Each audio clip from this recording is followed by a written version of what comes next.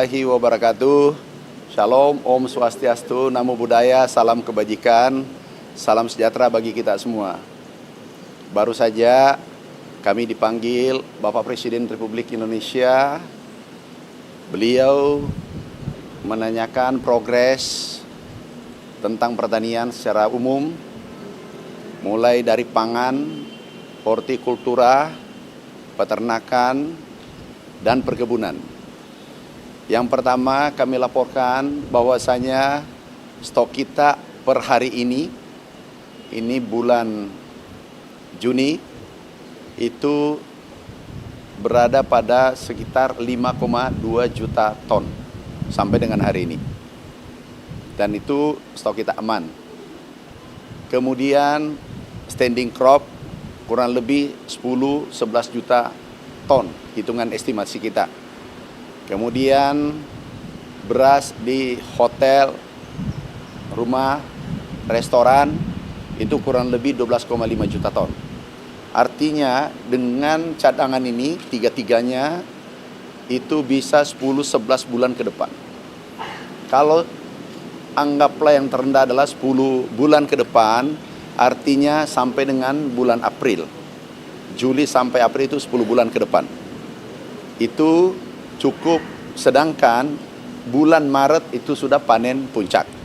Jadi dampak El Nino Godzilla sebagaimana disampaikan oleh BMKG, insya Allah itu bisa kita mitigasi risikonya.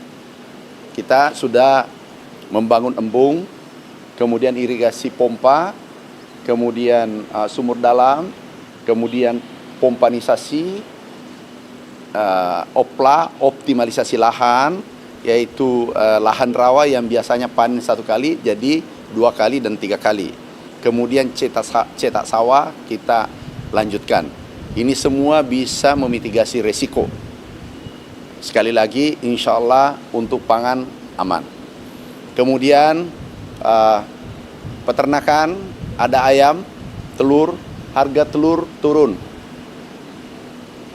Harga ayam, kami mengumpulkan peternak-peternak untuk ayam dan telur, kami kumpulkan, kami diskusi, kemudian memberikan beberapa solusi. Yang pertama adalah kami langsung telepon kepala BGN, menyampaikan kalau bisa dalam 1 minggu biasanya konsumsi telur 1 kali, bisa menjadi 3 kali termasuk ayam. Sehingga harga mulai merangkak naik. Dan itu kita sepakati semua. Kemudian hortikultura. Kita melakukan percepatan tanam bawang putih. Kemudian masuk perkebunan, kita hilirisasi. Kami bersama teman-teman semua, bersama BUMN Pangan, kita melakukan akselerasi hilirisasi dan tanam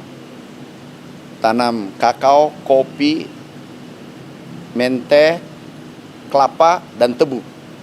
Kami sudah lakukan bersama teman-teman di 2025, kita lanjutkan 2026 dan 2027. Total luasan untuk petani itu adalah 870.000 hektar, termasuk tanah Papua, seluruh kabupaten di Papua. Kemarin saudara-saudara kita datang, ada 200 gubernur, bupati, dan petani-petaninya datang beserta kepala dinas. Kami berikan bantuan di sana. Tahun ini 3,2 triliun, tahun lalu 2 triliun, totalnya 5,5 triliun lebih. Kami laporkan Bapak Presiden, beliau mengatakan ini lanjutkan bantuan ini. Ini bantuan langsung ke rakyat. Dan ini bantuan hibah. Traktor, kemudian sawah, bahkan dari beberapa provinsi meminta cetak sawah ditambah, termasuk Papua Barat dan lain-lain. Ini kita tambah. Kemudian selanjutnya hilirisasi kita kejar. Hilirisasi kelapa, pabriknya sudah terbangun di Maluku Utara 1, insya Allah tahun ini mudah-mudahan selesai 2. Kemudian di Morowali 1 dan Riau, Provinsi Riau, Indra Hilir. Nah, itulah laporan kami kepada Bapak Presiden. Beliau memberikan arahan, memberikan petunjuk, ditindaklanjuti, diwaspadai El Nino Godzilla. Kemudian hilirisasi dipercepat, dan insya Allah perkebunan, sektor perkebunan yang tadi 870.000 hektar itu untuk rakyat seluruh Indonesia, untuk petani kita, itu hibah dan menciptakan lapangan kerja baru. Makasih. Ada pertanyaan? Nggak ada, cukup. Ini menarik. TBS, ini TBS kami atas arahan Bapak Presiden, kami ditelepon beliau, disampaikan Pak Mentan kenapa terjadi penurunan. Saya katakan kepada beliau ini anomali. Kami kumpulkan pelaku usaha seluruh Indonesia, mewakili kurang lebih 700-an berkumpul, kemudian total PKS itu ada 1.900. Nah, ini anomali. Harga CPO dunia naik, dolar menguat kurang lebih 10%, harga CPO naik, tetapi harga TBS turun. Ini tidak masuk akal. Sama dengan kejadiannya dengan minyak goreng. Nah, ini kami minta jangan bermain-main, jangan korbankan rakyat. Ada petani plasma itu 15 juta, dengan seluruh keluarganya diperkirakan 30 juta. Kita harus, Bapak Presiden arahkan berpihak pada petani plasma sawit. Dari 1.900 ada 274. 274 ini belum menaikkan, minggu lalu belum menaikkan, minggu lalu, sekarang sudah menaikkan. Yang masih belum ada kurang lebih 100, kurang lebih 5-10%. 90% sudah kembali seperti semula, tetapi harapan kita ke depan insya Allah dengan DSI ini, satu pintu, itu bisa mengangkat kesejahteraan petani Indonesia dan menghindari ada kebocoran-kebocoran. Nah, itu arahan Bapak Presiden, tindak lanjuti. Alhamdulillah sekarang harga TBS sudah hampir normal, tinggal sedikit lagi. Tapi kami sampaikan yang 274 kami langsung pada hari itu juga kami mengirim surat ke Pak Kapolri bahwa ini harus ditindaklanjuti, dan langsung tembusan Kapolda di wilayah masing-masing dan Dirkrimsus ditindaklanjuti. Dengan surat itu tinggal 100 lebih yang belum menaikkan harga TBS. Tapi kami yakin 1 minggu ke depan itu sudah pulih kembali, dan insya Allah ke depan dengan satu pintu ini harga TBS ke depan lebih baik. Oke, kasih ya. Kita melakukan penanaman maraton karena dari pangan kita yang kita jaga betul itu ada 11. Sesuai Impres tahun 2020 nomor 125 kalau tidak salah. Nah, itu ada 12. Dari 12 itu ada 8 sudah swasembada dan ekspor. 3 yang belum. Yang pertama bawang putih, daging dengan kedelai.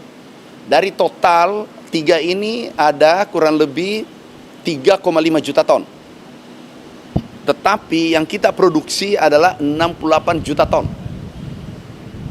Kebutuhan 68 juta ton, produksi kita 73 juta ton. Artinya kalau kita bagi 3,5 juta ton dibagi 73 juta ton, itu 4%, 5%. Sedangkan standar swasembada adalah sesuai FAO tahun 1999 itu bisa impor 10%.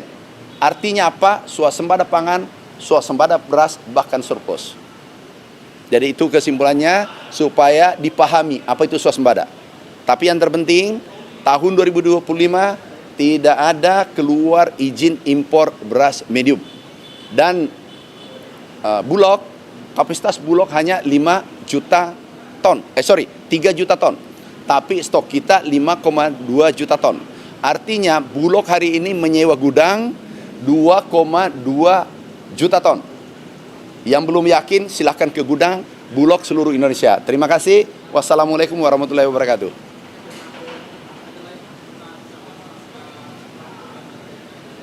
Gimana? Apa? Kedelai? Kenapa tuh? Dekat-dekat sini. Anda supaya ketemu juga. Oke. Jadi kami minta, nah ini Amerika, Iran dan Israel. Dampak ini pasti ada, tetapi dampak positifnya itu kita manfaatkan dengan baik. Contoh, ekspor kita naik. Terakhir kita peningkatan ekspor kita sektor pertanian 166 triliun. Impor kita turun 41 triliun karena kita tidak impor beras. Oke. Kemudian ada impor katakanlah kedelai kan. Nah, kedelai aku minta kepada pengusaha jangan mengambil keuntungan berlebihan. Kenapa? Anda tolong ada rasa empati, ada rasa peduli pada saudara-saudara kita karena selama ini impor kami tidak persulit. Tetapi kami janji mereka tetapi mereka baik. Kami janji kalau ada yang menaikkan semena-mena, aku pastikan izin impornya tidak keluar untuk tahun berikutnya. Dan itu kami yang tanggung jawab. Jadi kami ingin supaya tenang, pangan tersedia, dan satu lagi, beras bukan lagi penyumbang inflasi utama. Ini sudah 2 tahun berturut-turut. Ini disampaikan oleh Pak Mendagri. Makasih. Wassalamualaikum warahmatullahi wabarakatuh.